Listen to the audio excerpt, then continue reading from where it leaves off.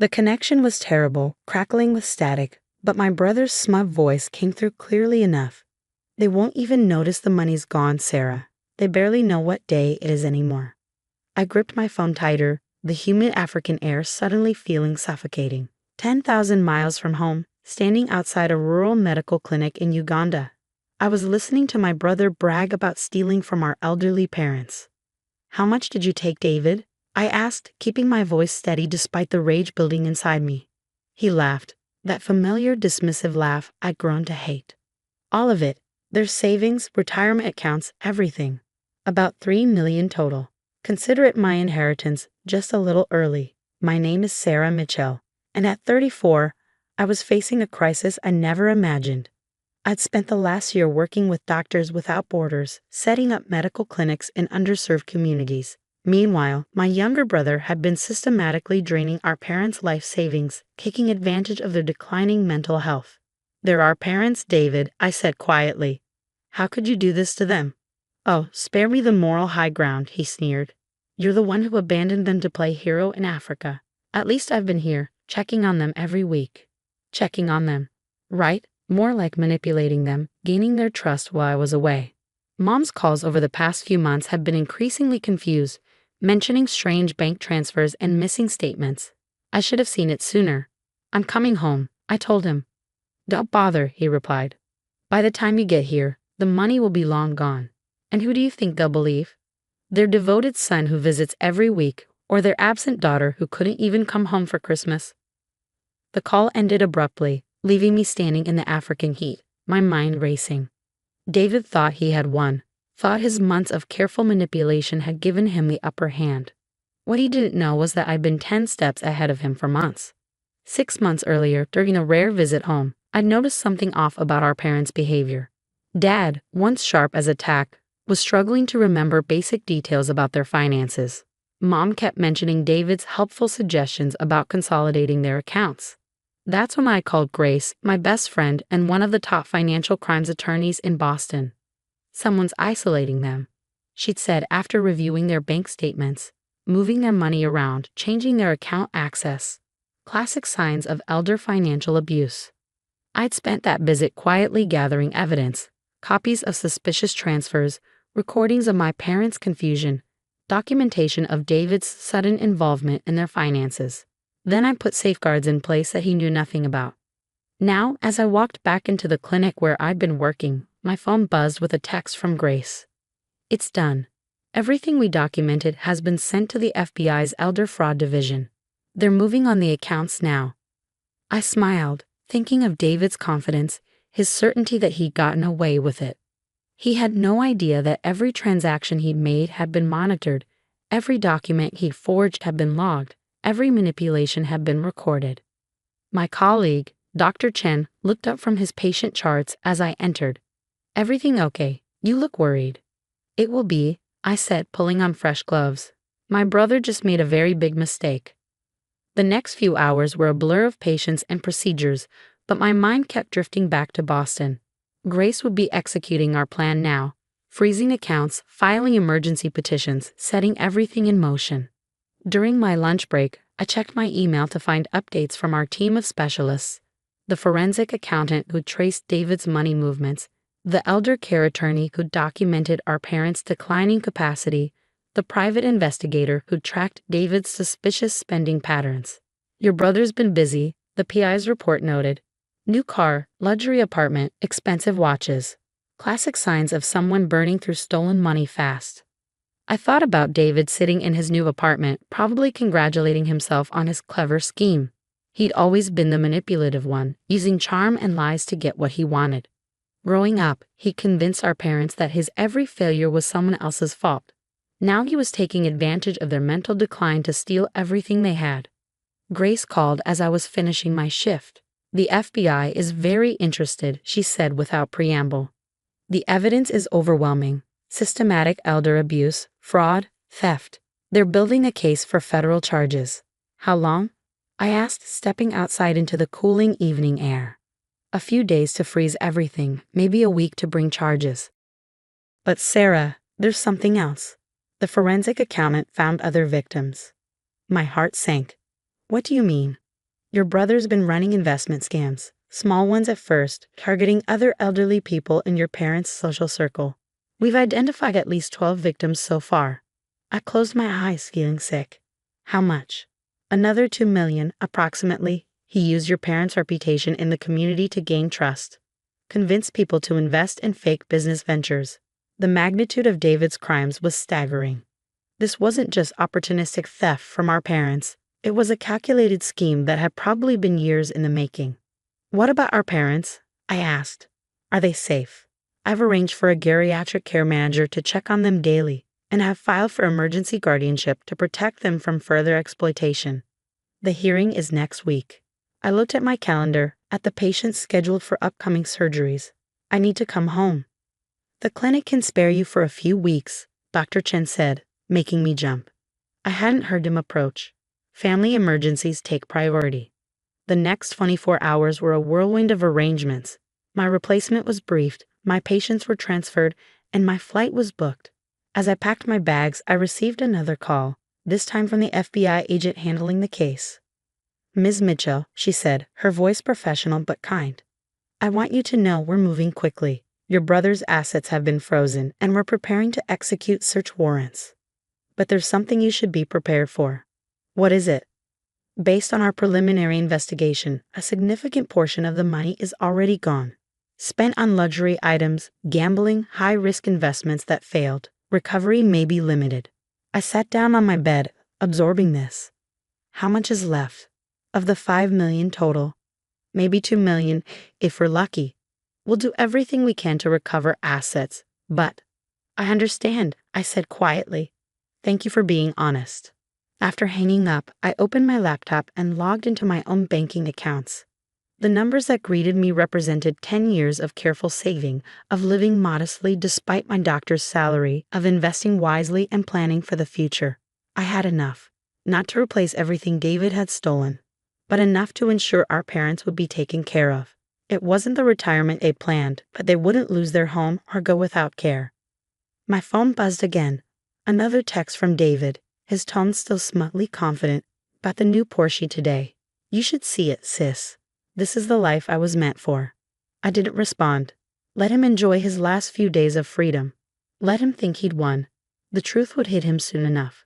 The flight from Uganda to Boston was long, giving me time to think about how things had gone so wrong. David had always been the troubled one, dropping out of college, bouncing between jobs, living off our parents' generosity. But I never imagined he'd go this far. I landed at Logan Airport to find Grace waiting for me, looking crisp and professional despite the early hour. The warrants are being executed right now, she said as we walked to her car. FBI agents are at his apartment, his office, everywhere he might have hidden assets. Does he know yet? He's about to. They're letting him finish his breakfast at that fancy cafe he likes before they move in. Apparently, he's a regular there, always bragging about his financial success. I thought about David sitting there, sipping his expensive coffee, having no idea that his world was about to implode. What about our parents? I asked as Grace navigated through Boston traffic. How are they? Her expression softened. Confused. Upset. The care manager says they keep asking about David, wondering why he hasn't visited this week. They don't fully understand what's happening.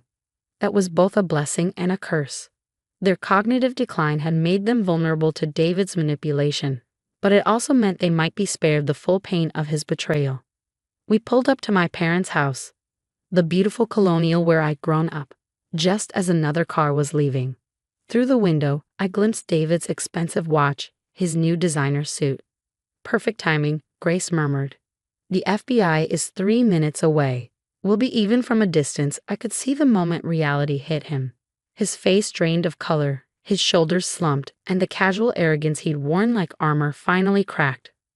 As the agents led him away in handcuffs, he looked toward our parents' house and saw me watching. For a moment, our eyes met. I saw shock, then anger, then something close to fear. Able to see the whole show. Sure enough, moments later, 3 black SUVs pulled up behind David's Porsche. I watched through Grace's car window as agents approached him, their badges glinting in the morning sun. I stepped out of the car, letting him see me clearly. Enjoy prison, David, I said quietly, though I knew he couldn't hear me. You earned it. The weeks following David's arrest were a blur of legal meetings, medical appointments, and difficult conversations. Our parents' condition was worse than I'd realized, not just normal aging, but early-stage dementia that David had exploited. They need full-time care, Dr. Harrison, their geriatrician, explained gently. The stress of this situation has accelerated their decline.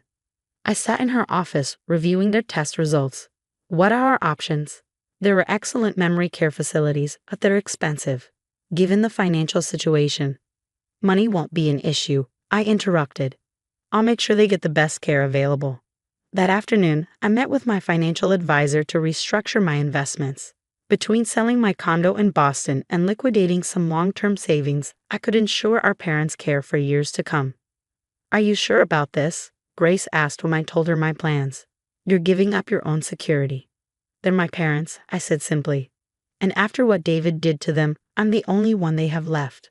The FBI's investigation revealed the full scope of David's crimes.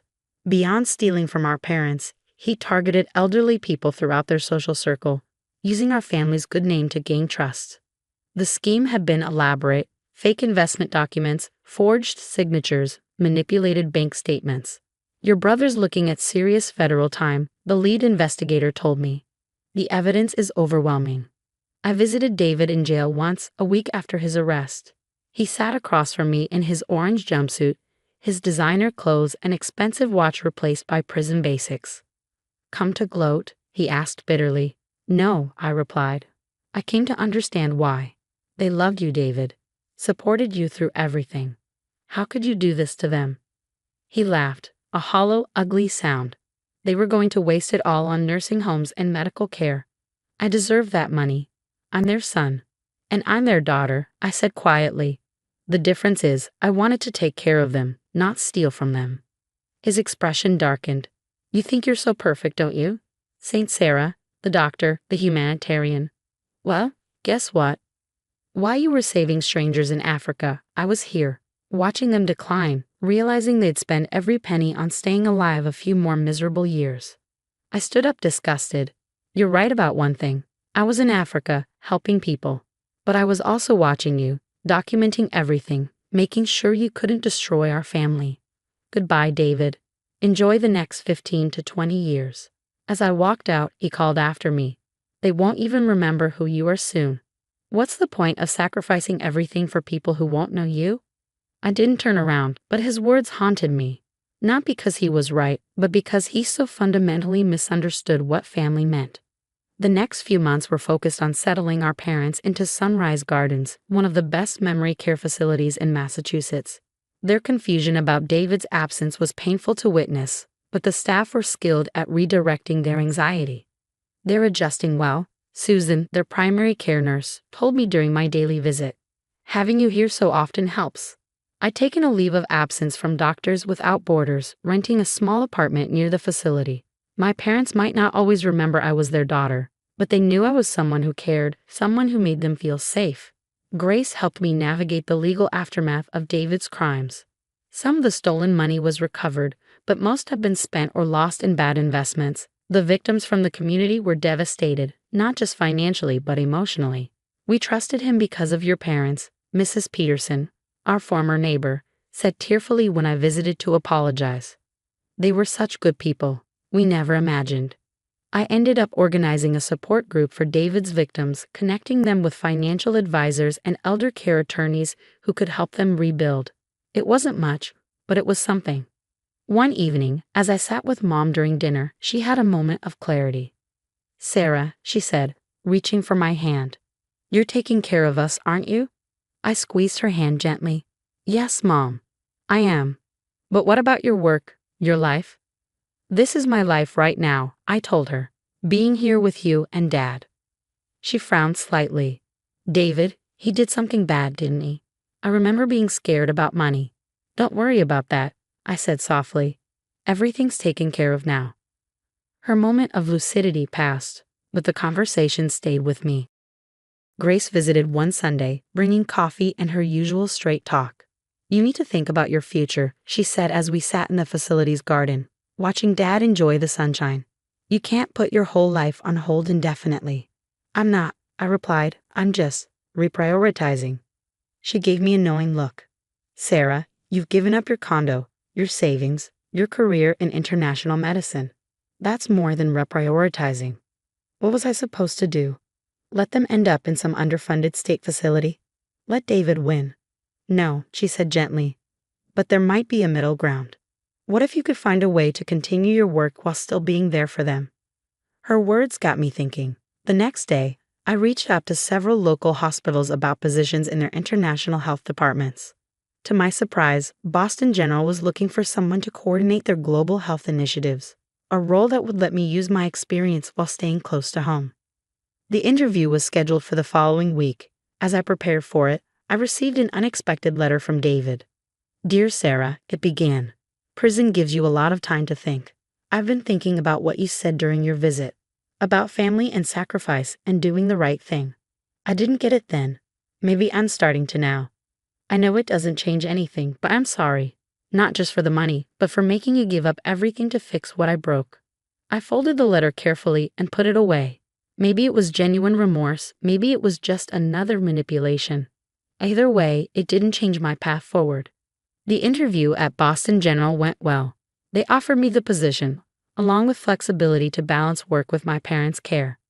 It wasn't the same as being in the field, but it was a way to continue making a difference while honoring my family obligations. 1 year after David's arrest, I sat in my new office at Boston General, reviewing proposals for international medical partnerships. Photos of my parents covered my desk, old ones from when they were young and vibrant, newer ones showing peaceful moments at Sunrise Gardens. Grace stopped by with lunch, a weekly tradition we'd started. You seem happy, she observed. More settled. I thought about everything that had changed. My life looked nothing like I planned, but somehow it felt right. I replied. It's not the path I expected, but it's the right one. You know, she said carefully, some of David's assets were finally liquidated.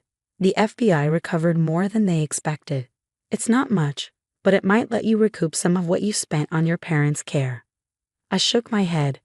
Keep it for the other victims. They lost their security, their trust in people. They need it more than I do. Grace smiled. I knew you'd say that. That's why I already filed the paperwork to create a victim compensation fund. That evening, I visited my parents as usual. Mom was having one of her good days, recognizing me immediately. My beautiful girl, she said, hugging me. Always taking care of everyone. I learned from the best, I told her. As I watched them at dinner, Dad carefully helping Mom with her food, both of them still showing such tenderness despite their struggles. I thought about David's words in prison. What's the point of sacrificing everything for people who won't know you? He'd never understood that love isn't about recognition or reward. It's about doing what's right, about honoring the people who gave you life and love, about standing up when others try to cause harm. My phone buzzed with a text from Grace. Victim Compensation Fund is official. You're on the board of directors. No arguments. I smiled, thinking about how life has a way of leading you exactly where you need to be, even if it's not where you plan to go. David had tried to destroy our family for money. Instead, he'd given me the opportunity to show what family really means: sacrifice, love, and the strength to do what's right even when it's hard. As I helped my parents back to their room, Mom grabbed my hand suddenly. Sarah, she said, her eyes clear and bright for a moment. You're a good daughter. The best daughter.